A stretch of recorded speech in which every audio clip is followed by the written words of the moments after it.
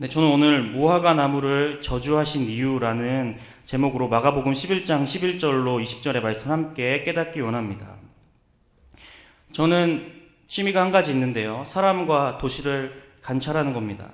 특히 이제 시간이 허락되면은 시내 쪽에 자주 나가곤 하는데요. 시청 쪽에 나가게 되면은 참 흥미로운 일들이 많습니다. 국가에 이런저런 일이 있을 때 그 일들이 바로 내 옆에서 일어나는 일이구나라고 피부로 느낄 수 있는 곳이기 때문입니다. 거기서 여러 집회와 진보단체, 보수단체들이 활발하게 활동하고 또 그들의 신념을 담은 여러 가지 집회들이 이어지고 있습니다. 각자 자신들의 신념에 따른 그 정의를 위해서 피켓을 들고 핏대를 세우면서 그렇게 그 거리에서 외치는 겁니다. 이건 잘못됐다, 이거는 잘못됐다, 이렇게 해야 된다라고 그들은 그 자리에서 함께 외치고 있는 겁니다. 자신의 신념대로 핏대를 세우며 시내 한복판에서 시위를 하는 사람들의 그 면면을 관찰하는 것은 많은 생각을 하게 합니다. 저에게 참 많은 공부를 하게 합니다. 그런데 오늘 성경에도 이 시내 한복판에 들어가서 둘러보신 분이 계십니다. 오늘 11절에 읽은 것처럼 모든 것을 둘러보셨다고 합니다. 게다가 상을 둘러엎고 화를 내시며 시위하듯이 분을 내시는 한 분이 있음을 발견합니다. 바로 예수님이죠. 언뜻 보면 예수님의 행동은 참 유난스러워 보이기도 합니다. 그리고 때도 아닌 무화과를 찾는 것을 보면 떼쟁이처럼 보이기도 하고요. 매우 충동적으로 보이기도 합니다. 예수님의 성품을 떠올려 봤을 때 선뜻 이해되지 않는 모습입니다. 하지만 과연 예수님은 유난스러운 어떤 시위자들처럼 그렇게 행동하신 것일까요? 아니면 엉뚱하고 떼쓰는 충동스러운 분이셨을까요? 오늘 마가복음 본문 말씀을 통해서 예수님이 이 무화과 나무를 저주하신 이유를 깨닫기 원합니다. 그 이유를 알 때 우리의 신앙 상태 역시 점검하게 될 줄 믿습니다. 먼저 오늘 본문 전반의 흐름을 살펴보겠습니다. 이제 11장에서 예수님의 예루살렘 입성 장면과 함께 마가복음의 제3막이 시작됩니다. 구약에 기록된 대로 나귀를 타고 들어가시며 자신이 왕이심을 선포하십니다. 찬송을 받으시며 예루살렘으로 들어가십니다. 오늘 본문의 사건은 그 다음 날 벌어집니다. 11절에 성전의 모든 것을 돌아보시고 그 많은 광경을 마음에 두셨습니다. 그리고 10리길 정도 떨어진 베다니에 가서 묵으신 겁니다. 그 다음 날 거기서 나와 예루살렘으로 가는 길 어딘가에서 오늘 이 본문의 사건이 벌어진 것입니다. 예수님은 습관대로 또 새벽부터 기도하셨을 것입니다. 그래서인지 일찍부터 일어나서 나서는 그 걸음, 제자들과 다시 10리길을 가는 그 걸음에 배고픔이 밀려오셨을 겁니다. 그때 그 6월절 기간 즈음이었습니다. 우리나라로 치면은 지금과 같은 3월 즈음이었죠. 3월 근처에 잎사귀가 나기 시작하는 무화과 나무가 눈에 들어오셨습니다. 근데 이 무화과 나무가 2번 정도 열매를 맺기도 합니다. 그런데 당시의 시기는 무화과 나무 열매가 맺어지는 때는 아니었습니다. 기껏해야 따서 먹기도 하는 그 새싹 정도는 기대할 수 있었습니다. 또는 조금 때가 이른 무화과를 내는 것을 기대했을지도 모르고요. 어쨌든 예수님은 기대를 갖고 혹 그 나무에 무엇이 있을까 하여 다가가십니다. 그러나 잎이 무성할 뿐 그 외에는 아무것도 없었습니다. 그리고 제자들이 들으라는 듯이 나무가 사람인 양 이제부터 영원토록 사람이 내게서 열매를 따먹지 못하리라라고 일갈을 하십니다. 그런데 예수님이 배가 고프다고 이러한 저주를 퍼붓는다는 게 쉽게 다가오십니까? 게다가 열매가 나지도 않는 때에 열매를 찾더니 그 열매가 없다고 저주를 하셨습니다. 마치 예수님은 충동적으로 떼쓰듯이 말입니다. 그런데 본문을 잘 살펴보면 이 무화과 나무를 저주하신 이유가 성전 정화 사건과 연관이 있음을 깨닫게 됩니다. 즉 무화과 나무를 저주하신 이유를 깨닫기 위해서는 오늘 본문의 중간에 끼어있는 이 성전을 깨끗하게 하신 사건이라고 성전 정화 사건이라고 명칭된 이 사건이 끼어있는 겁니다. 이 무화과 나무에 대한 이야기 그 사이에 이 성전 정화 사건 이야기가 중간에 이렇게 샌드위치처럼 끼어있는 것입니다. 성전 정화 사건 뒤를 무화과 나무 이야기가 감싸고 있는 것이죠. 이러한 이야기 구조는 마가복음에 자주 등장하는 기록 방식입니다. 그렇기 때문에 이 성전 정화 사건이 무화과 나무 사건을 이해하는 데 열쇠입니다. 이를 잘 살펴볼 때 무화과 나무를 저주하신 이유를 깨달을 수 있습니다. 이 구조를 통해서 예수님이 무화과 나무를 저주하신 첫 번째 이유를 깨닫게 됩니다. 예수님이 무화과 나무를 저주하신 첫 번째 이유는 옛 성전의 타락 때문이었습니다. 이스라엘의 타락을 지적하시는 겁니다. 저희 함께 본문 11장 11절에서 19절 말씀 한번 읽도록 하겠습니다. 15절에서 19절 말씀입니다.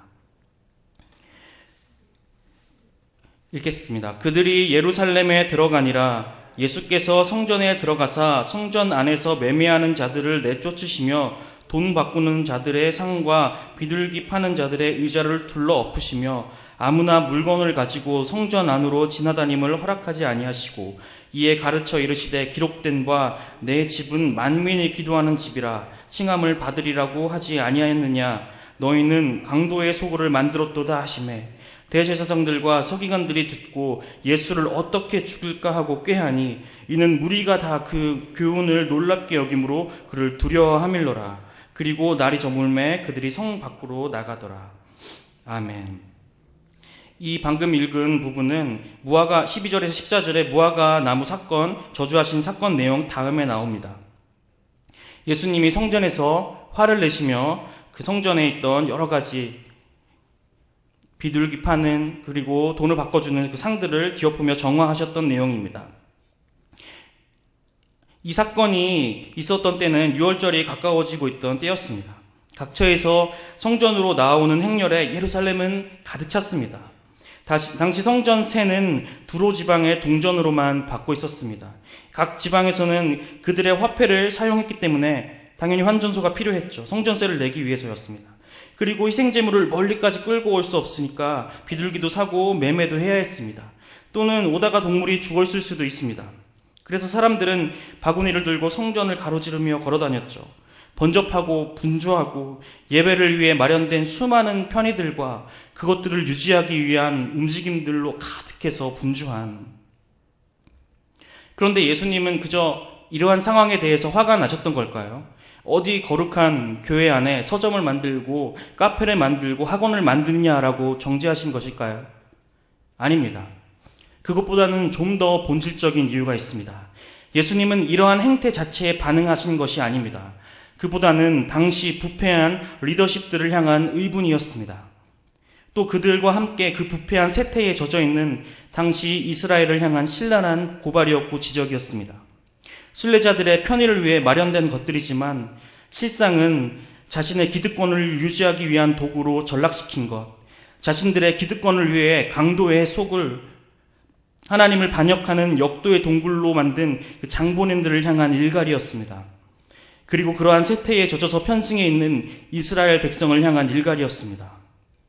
당시 대제사장들의 임명권은 유대를 지배하던 로마에 있었다고 할 수 있습니다.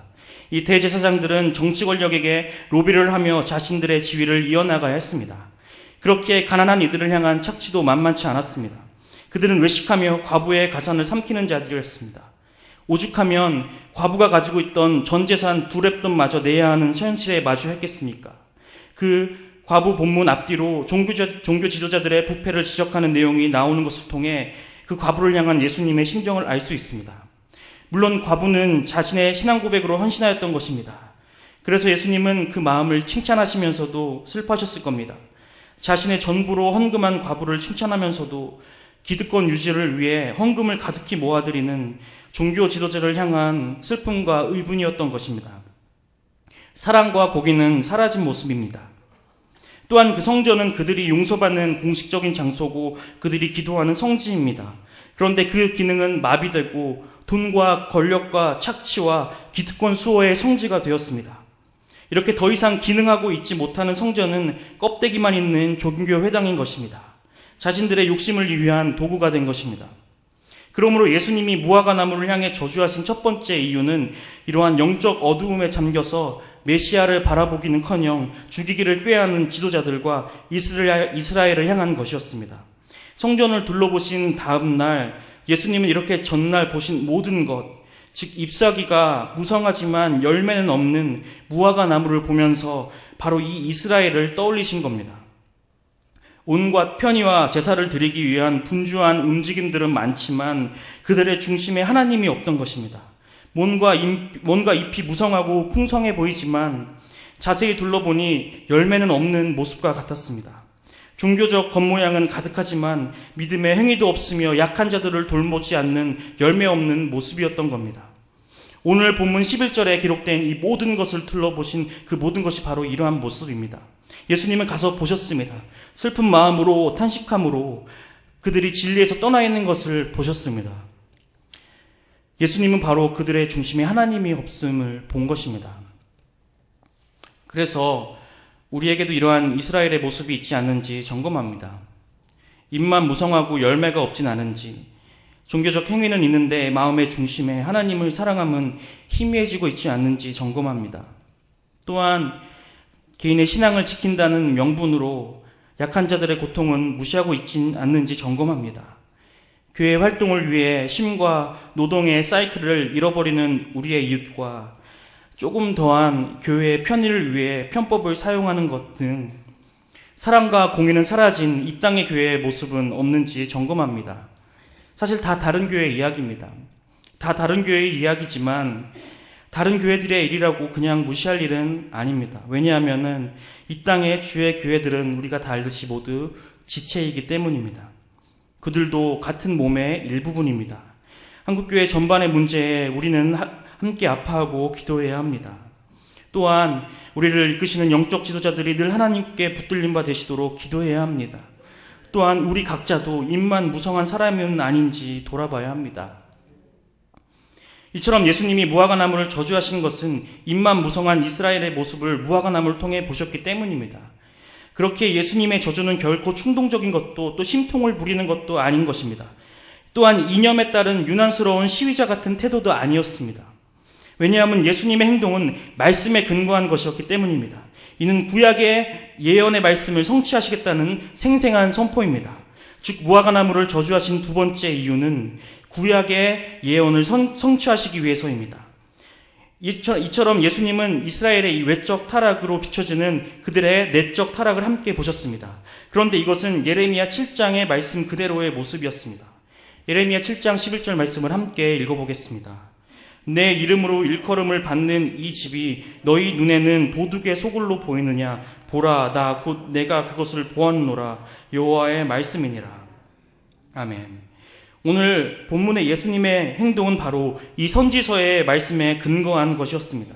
예레미야 7장에서는 무가치한 거짓 종교에 대해 신랄하게 고발하는 내용이 기록되어 있습니다.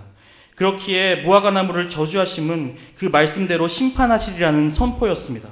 그리고 자신이 그 말씀을 성취하시리라는 선포였습니다. 또한 미가서 7장을 보게 되면 무화과나무를 향한 저주가 충동적인 행동이거나 예수님의 성품과 모순되는 것이 아닌 말씀에 근거한 선포이며 사역이었음을 보게 됩니다. 미가서 7장 1절로 3절 말씀을 한 번 더 읽도록 하겠습니다.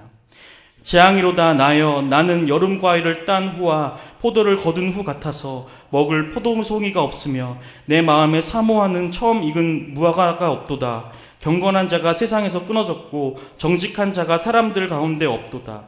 우리가 다 피를 흘리려고 매복하며 각기 그물로 형제를 잡으려 하고 두 손으로 악을 부지런히 행하는도다. 그 지도자와 재판관은 뇌물을 구하며 권세자는 자기 마음의 욕심을 말하며 그들이 서로 결합하니. 아멘. 예수님은 이처럼 바로 우리가 직면하고 있는 이 문제와 다를 바 없는 당시 이스라엘의 거짓 종교 행위를 종식시키기 위해 오셨습니다. 그런데 여기서 질문이 한 가지 생깁니다. 타락한 이스라엘의 모습을 본 게 사실 한두 번은 아닙니다. 그런데 또 뭐 특별한 게 있겠습니까? 예전처럼 선지자를 보내시면 되는데 왜 굳이 예수님이어야 하는 겁니까? 왜 선지자가 아니라 예수님이 성전을 그렇게 둘러 엎으시고 무화과나무를 저주하신 것입니까? 우리 본문을 살펴봅니다. 예루살렘에 입성하신 다음 날 이 무화과나무 사건이 일어난 것은 결코 우연이 아닙니다. 입성 기사 뒤에 성전 정화 사건이 기록된 것도 결코 우연이 아닙니다. 이것은 곧 예수님이 하실 사역이 무엇인지를 보여주는 것입니다. 예수님은 이미 그들이 미처 깨닫지 못한 한 가지 계획을 갖고 그곳을 둘러보신 것입니다. 앞서 마가복음 11장에는 예수님의 예루살렘 입성이 기록된 부분이라고 했습니다. 예루살렘의 마지막 행적이 시작되는 곳입니다. 예수님이 6월절에 예루살렘에 왜 들어가셨습니까? 명절이라서 들어가셨습니까? 혹은 다른 유대인들처럼 동물로 제사를 드리려고 들어가셨습니까? 아닙니다. 예수님은 죽으시러 예루살렘에 들어가셨습니다. 자신의 죽음으로 구약의 약속을 성취하실 일을 위해 들어가신 겁니다. 오늘 예루살렘 입성 기사 전인 10장에 예수님이 자신의 죽음과 부활을 이루시는 기록이 나와 있습니다. 예수님은 알고 계셨습니다. 이번 예루살렘으로의 여정이 자신의 죽음을 향한 것임을 아셨습니다. 그리고 그 죽음으로 새로운 성전이 세워질 것을 아셨습니다. 구약에 예언된 완전한 성전, 옛 성전과 전혀 다른 그 성전을 지으시기 위해서 그 예루살렘으로 들어가신 겁니다. 포로기 때 허무시고 지으신 그 스룹바벨 성전을 통해 예고했던 그 일을 이루기 위해서 들어가신 겁니다. 즉 예수님 자신의 죽음으로 완전한 새 성전을 지으시기 위해서입니다. 단순히 선지자들처럼 성전을 정화하는 역할이 아니라 허무시고 새로 지으시기 위해서입니다. 그렇기에 예수님이 무화과 나무를 저주하신 세 번째 이유는 구약에 예언한 대로 새 성전을 지으시겠다는 선포입니다. 새로운 영적 생태계로의 전환입니다. 새로운 영적 생태계로 전환시키실 것이라는 선포인 것입니다. 오늘 본문에 등장하는 성전은 하나님의 임재를 상징합니다. 하나님의 임재는 하나님과 우리와의 관계를 나타내는 것입니다. 그렇기에 성전은 바로 하나님과의 관계를 이어가는 장소였습니다. 그런데 그 성전이 제 기능을 못할 뿐만 아니라 여전히 불완전했습니다. 왜냐하면 이전에 그 눈에 보이는 옛 성전, 가시적 옛 성전은 새롭게 지어질 완전한 성전을 예표하는 것이었기 때문이었습니다. 그림자 같은 것이었기 때문이었죠.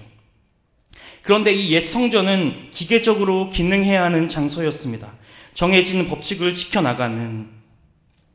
그렇기 때문에 사랑과 공의보다는 개인의 종교 행위가 앞서갔습니다. 순종보다는 제사로 신앙을 대신해 갔습니다.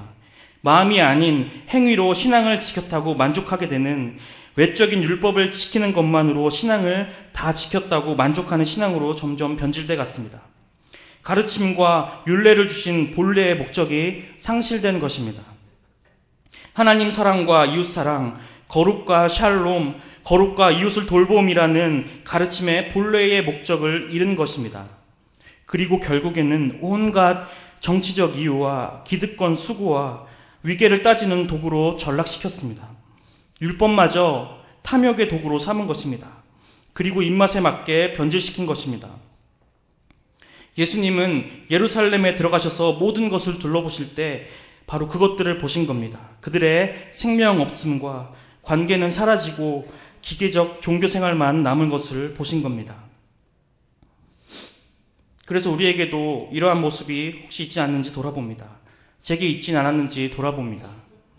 입만 무성할 뿐 예수님이 배고프실 때 내드릴 열매는 없는, 헌신은 편리로 선택하고 사역은 효율성만 쫓는 그 모습, 그리고 거기에 허우적대는 저와 같은 젊은이들의 비겁함, 우리 부모님 세대, 믿음의 선배들의 헌신을 당최 쫓아가지 못하는 연약함, 마음은 없고 외적 행위만 남겨진 그러한 모습이 혹시 내 안에 계속해서 붉어지진 않는지 점검합니다.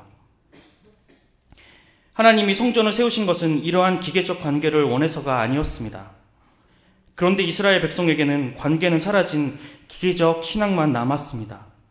이렇게 변질된 이 옛 성전은 기계적 신앙의 중심 역할을 하기에 충분한 것이었습니다. 본래의 존재 의미인 하나님의 임재와 그분과의 관계는 상실된 채 말입니다. 근근히 신앙이 이어나갈 수 있는 그런 장소로 말입니다. 예수님은 지금 그 옛 성전을 허무시겠다는 겁니다. 뿐만 아니라 완전한 새 성전을 지으실 것임을 선포하시는 것입니다. 새로운 영적 생태계로 전환시키시겠다는 선포인 것입니다. 그 성전은 바로 예수님이라는 성전입니다. 예수님은 이를 위해 오셨습니다. 여기서 바로 새 시대가 도래했다고 알리고 계셨습니다.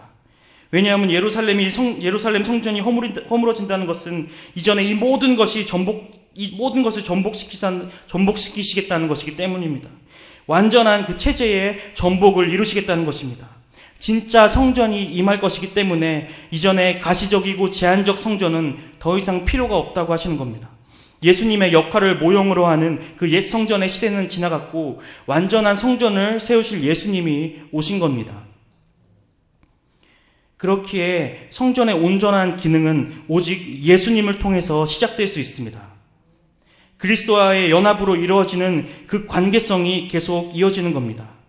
하나님의 임재 가운데 거하며 사는 그 참된 관계성, 아버지와 자녀의 관계 안에서 율법의 본래 의미를 회복시키시겠다는 겁니다. 바로 그 새 성전을 가진 사람에게는 하나님과의 온전한 관계가 형성됩니다. 그 성전 안에서 참되게 기도할 수 있고 용서할 수 있습니다. 예수님이 세우신 성전에서 가능합니다. 성령님께서 친히 거하시며 인도하시기 때문입니다. 우리 안에 성령 하나님을 거하게 하심으로 우리로 새 성전 삼으셨기 때문입니다. 우리와 막힘없는 관계를 맺으시고자 약속하셨던 대로 그렇게 이 땅에 오시고 성취하신 것입니다. 우리는 바로 그 관계 안에서 언제나 열매를 맺을 수 있습니다. 비록 무화과의 때가 아닐지라도 믿음으로 하나님의 뜻에 맞는 열매를 구하고 의심치 않으면 얻을 수 있는 그 생태계로의 획기적인 전환인 것입니다. 그 생태계에서 우리는 하나님이 원하시는 때마다 열매를 맺을 수 있습니다. 하나님 사랑과 이웃 사랑, 사랑과 공의의 신앙으로 우리를 인도하시는 겁니다. 오늘 우리를 그 성화의 삶으로 초청하시는 예수님께 우리의 삶을 드리기 소망합니다. 우리의 마음을 드리기를 소망합니다. 말씀을 되돌이켜 봅니다. 고 하용조 목사님이 교회가 무엇이라고 생각하시느냐라는 한 기자의 질문에 참 재미있게 답변을 했습니다. 그분은 교회는 시스템이 되기 직전입니다라고 대답했다고 합니다. 교회는 시스템이 되기 직전입니다라고 대답했다고 합니다. 동의합니다. 교회는 시스템이 아니라 관계로 살아납니다. 첫째로는 하나님과의 관계이고 둘째로는 우리 이웃과의 관계입니다. 예수님은 요한복음 15장 15절에서 말씀하셨습니다. 나는 포도나무요 너희는 가지라. 그가 내 안에 내가 그 안에 거하면 사람이 열매를 많이 맺나니 나를 떠나서는 너희가 아무것도 할 수 없음이라. 아멘. 예수님이 이스라엘이 열매 없는 무화과와 같다고 보신 이유는 관계는 없고 기능적이고 기계적인 모습만 남았기 때문입니다. 입만 무성했기 때문입니다. 그렇게 예수님은 그저 정죄하시면서 의분으로만 상을 뒤집어 엎으신 것이 아닙니다. 우리를 사랑하신 이유로 그 성전을 정화해야 했고 청소로만 안 되기 때문에 완전한 성전을 새로 지으신 겁니다. 바로 자신의 죽음과 부활을 통해서요. 그 정도로 자신이 죽음까지도 불사하며 나가셨던 그 열정, 그 정도로 하나님이 원하셨던 것은 종교의식이나 종교 제례가 아니라 바로 우리였습니다. 하나님은 우리와의 진정한 관계를 원하신 것입니다. 그래서 관계는 없고 기능만 남은 그런 삭막한 관계를 끝내시기 원하셨습니다. 그리고 그렇게 이루셨습니다. 말씀을 맺습니다. 예수님께서 오늘도 우리를 둘러보십니다. 우리 모든 것을 둘러보십니다. 우리 안에 성전을 둘러보십니다. 이렇게 예수님이 우리의 모든 것을 둘러보실 때 하나님과의 깊은 관계 속에서 맺어지는 열매를 보시며 기뻐하실 것입니다. 이 시대 예수님이 보시는 우리의 모든 것은 첫째로 하나님과의 관계이고 두 번째로는 그와 함께 맺어지는 열매인 것입니다. 그 열매로 우리를 보리라 하셨습니다. 그 열매가 무엇인지 한마디로 정리하면 바로 하나님 사랑과 이웃 사랑을 실천하는 것입니다. 구별된 거룩한 백성으로 살 때 사랑으로 복음을 전하고 떡을 주는 삶입니다. 이 열매를 하나님께 드릴 때의 기쁨이 우리의 모든 것이 될 것입니다. 이 열매를 하나님께 드릴 때의 그 기쁨이 우리의 모든 것이 될 것입니다. 그 기쁨을 맛본 자는 그 열매를 내는 것 하나의 이유로 살게 될 것입니다. 우리 모두가 그 기쁨을 누리며 살기 소망합니다. 그 기쁨이 우리의 모든 것이 되는 삶을 살기를 소망합니다. 예수님이 우리의 꿈이기 소망합니다. 예수님만이 우리의 꿈이기 소망합니다. 예수님만이 우리 삶의 열정이기를 소망합니다. 혀 잎만 무성한 무화과나무가 아니라 비록 작고 초라해 보일지라도 열매를 맺어 예수님을 시원케 해드리는 저와 여러분이 되기를 소망합니다. 시간 함께 기도하겠습니다.